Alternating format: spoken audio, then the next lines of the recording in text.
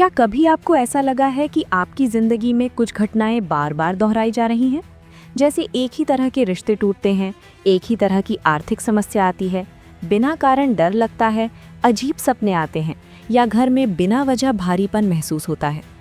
क्या आपने कभी सोचा कि ये सिर्फ किस्मत या मन का वहम नहीं, बल्कि किसी गहरी ऊर्जा का संकेत हो सकता है? एक ऐसी ऊर्जा जो आपके पूर्वजों, पितरों या किसी अनदेखी आत्मिक कंपन से जुड़ी हो। आज का विषय है science you are carrying ancestral spirit energy, यानी कैसे पहचानें कि आप अपने पितरों की ऊर्जा या किसी सूक्ष्म आत्मिक प्रभाव को अपने जीवन में ढो रहे हैं। इस वीडियो में हम अंधविश्वास नहीं, बल्कि आध्यात्मिक मनोविज्ञान, परंपरागत सनातन दृष्टि और जीवन की वास्तविक घटनाओं के आधार पर समझेंगे कि पितृ ऊर्जा क्या होती है, भूत ऊर्जा से इसका अंतर क्या है और किन संकेतों से आप जान सकते हैं कि आपकी जीवन यात्रा सिर्फ आपकी नहीं, बल्कि कई पीढ़ियों की अधूरी कहानी भी साथ लेकर चल रही है। सनातन परंपरा में पितृ सिर्फ मृत पूर्वज नहीं है, वे हमारी वंश ऊर्जा, संस्कार, कर्म और अधूरी इच्छाओं का सूक्ष्म संग्रह हैं। जब कोई व्यक्ति शरीर छोड़ता है तो उसकी चेतना की कुछ परतें, विशेषकर अपूर्ण भावनाएं, अधूरी जिम्मेदारियां या गहरे लगाव वंश की ऊर्जा में छाप छोड़ सकती हैं। इसे ही पितृ ऋण, पितृदोष या पितृ ऊर्जा कहा जाता है। ये जरूरी नहीं कि हर पितृ ऊर्जा नकारात्मक हो, कई बार ये सुरक्षा, मार्गदर्शन और आशीर्वाद के रूप में भी प्रकट होती है। लेकिन जब संतुलन बिगड़ता है, जब पूर्वजों की स्मृति, सम्मान या कर्तव्य पूरी तरह भुला दिए जाते हैं, या जब किसी वंश में लगातार आघात, हिंसा, आत्महत्या, अन्याय या गहरी पीड़ा रही हो, तो वो ऊर्जा अगली पीढ़ियों के मनोभाव, निर्णय और जीवन परिस्थितियों में सूक्ष्म रूप से दिख सकती है।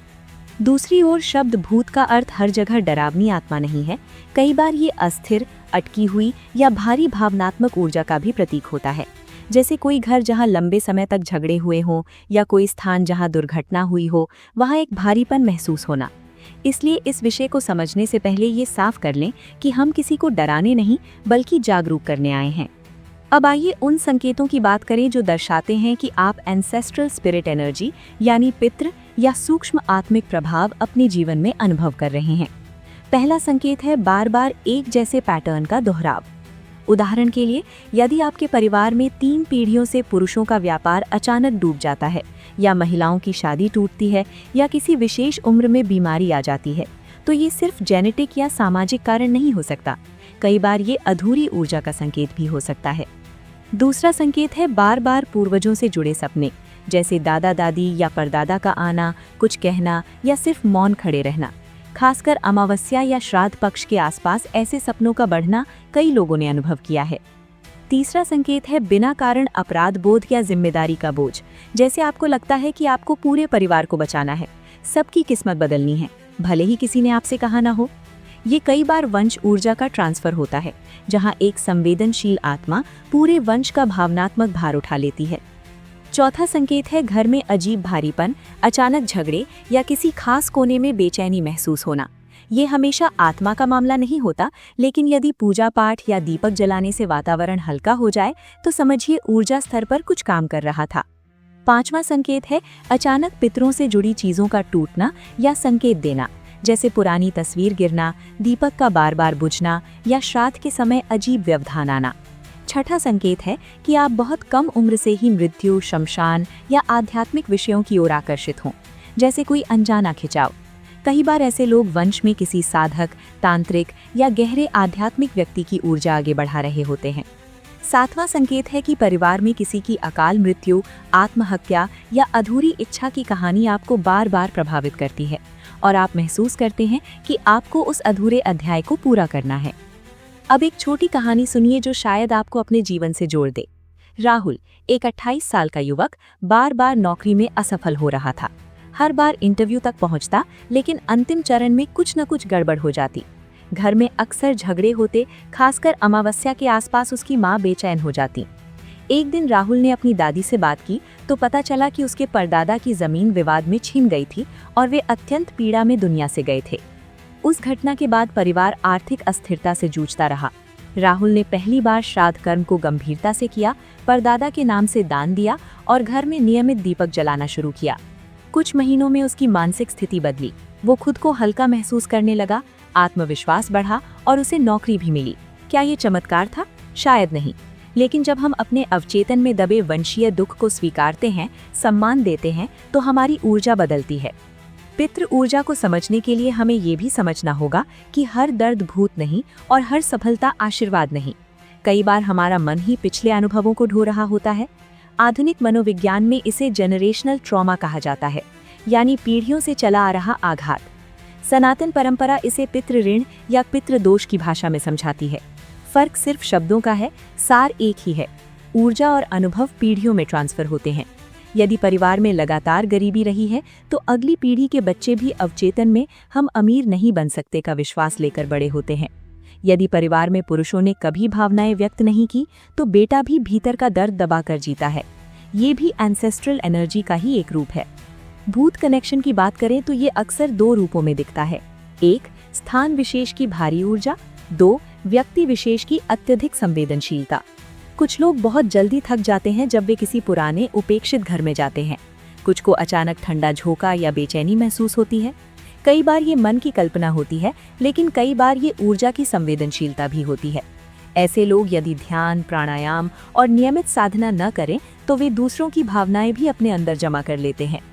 अब प्रश्न है कि क्या ये सब डरने की बात है? बिल्कुल नहीं।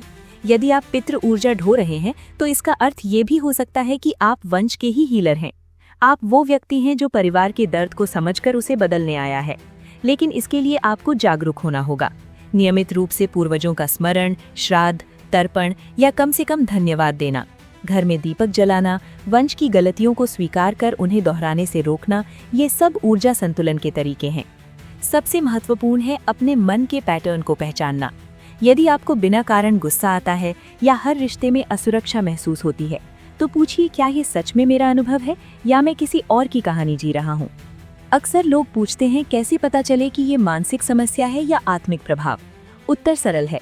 यदि आध्यात्मिक उपायों के साथ साथ मनोवैज्ञानिक समझ भी काम करे, तो दोनों स्तर जुड़े हैं।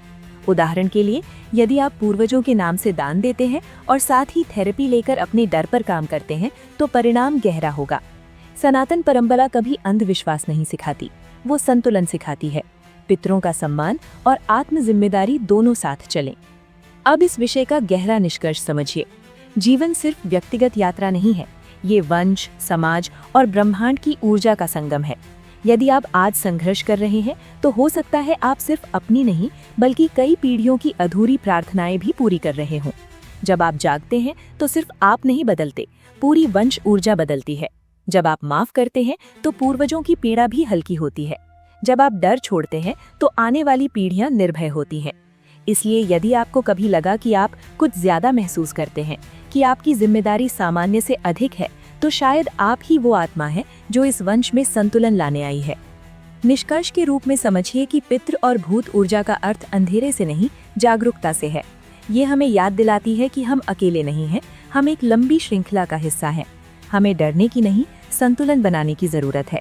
अपने घर में प्रकाश रखिए, अपने मन में कृतज्ञता रखिए और अपने कर्मों में स्पष्टता। जब आप सचेत होकर जीते हैं, तो कोई भी सूक्ष्म ऊर्जा आपको नियंत्रित नहीं कर सकती, बल्कि आप ही अपने वंश के मार्गदर्शक बन जाते हैं। अगर आपको इस वीडियो में अपने जीवन की झलक दिखी, अगर आपने कभी ऐसा अनुभव किया जो शब्दों में नहीं समझ आता था, तो कमेंट में लिखिए, मैं जागरूक हूँ, ताकि हम सब मिलकर इस ऊर्जा को सकारात्मक दिशा दे सकें। इस वीडियो को लाइक और शेयर कीजिए, ताकि और लोग भी अपने जीवन के पैटर्न को समझ सकें। और चैनल को सब्सक्राइब जरूर करें, क्योंकि अगली बार हम बात करेंगे कैसे पितृ ऊर्जा को आशीर्वाद में बदला जाए। याद रखिए, आप अकेले नहीं हैं और शायद आप ही अपने वंश की सबसे महत्वपूर्ण कड़ी हैं।